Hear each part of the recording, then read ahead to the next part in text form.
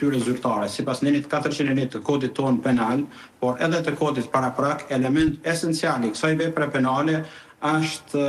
dhuna ose kanosja serioze. Pra, kurdo që e kanos ose ushtron dhunë ndaj personit tjetër, e cili përpasoj ka pengimin e të njëjtit në kryen e detyrës zyrtare, konsiderohet që e ka kryer këtë vepër penale. E shtrohet një pyetje shumë e thjeshtë dhe logjike. Si mund t'i atribuohen dikujt epitetet e kryerjes së kësaj vepre penale, për aq kohë sa i njëjti është në masën e paraburgimit si masa më ashpër për sigurimin e prezencës të pandehurit në procedurë, i cili tashmë ka hyrë në vitin e 5 të tij. E dyta,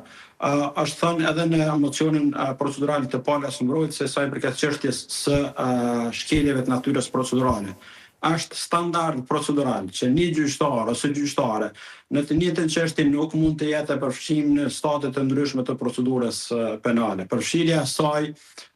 ose e tij është bazë e mjaftueshme edhe në legjislacionin ton procedural i cili zbatohet përshtatshmërisht si legjislacion subsidiar në dhomat e specializuara, mirë po edhe gjithandej kodave të procedurës penale, mos përjashtimi i një personi i cili në stade të ndryshme të procedurës ka qenë përfshirë në proces përbën bazë të mjaftueshme që konsiderohet që veprimet përkatësisht procedura është karakterizuar me shkelje dhe për më tepër pa nevoja për ngritjen e aktakuzës së re. Është ekskluzivisht çështje ligjore edhe në nenin 39 edhe 40 varësisht prej stadeve të procedurës me kërkesë të prokurorit, qoftë gjyqtari procedurës paraprake, qoftë gjyqtari trupi gjykues, mund të ndryshonin aktakuzën, mund të përfshinin edhe elemente të reja të veprave penale në rast se vlerësohet që mund të kenë. Në këtë rast, zotëri Bajraktari, si mund të arsyetohet atëherë një vendim i tillë që, siç po e shpjegoni pra dhe ju, që pengimi personit zyrtar nuk mund të bëj dikush që është në paraburgim tash e 5 vjet. Si e shpjegoni këtë vendim të speciales atëherë?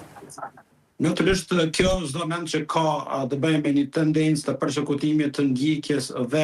të denigrimit të figurës së ish-presidentit Thaçi në stërgjatin e procesit, i cili tashmë është edhe ashtu i stërgjatur e i shoqëruar me shkelje të shumta procedurale, të cilat natyrisht që i kemi përmend edhe në studion tuaj, mirë po edhe gjithandej. Kjo në masë të konsiderueshme shpërfaq tendencën që në radhë të parë prokuroria, por në disa raste, ky është njëri prej rasteve, ka rënë prej kësaj edhe trupi gjykues, për çka natyrisht që në bindjen time do të mund të bënte ngritjen e një alarmi se atje nuk po,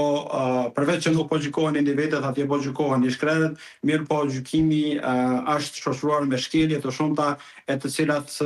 në bindjen time kanë rezultuar dhe po rezultojnë me një proces tepër të padrejtë, tepër të dëmshëm për të kaluarën, për tashmen, por edhe për të ardhmen e vendit. Prandaj vlerësoj që duhet institucionet e vendit duhet të ngrisin nivelin e përgjegjësisë dhe të ndërmarrin veprime në drejtim të sensibilizimit të opinionit ndërkombëtar me theks veçantë për atyre që e financojnë këtë gjykatë, sepse vërtet sinjalet në kuadër të këtij procesi janë tepër të dëmshme.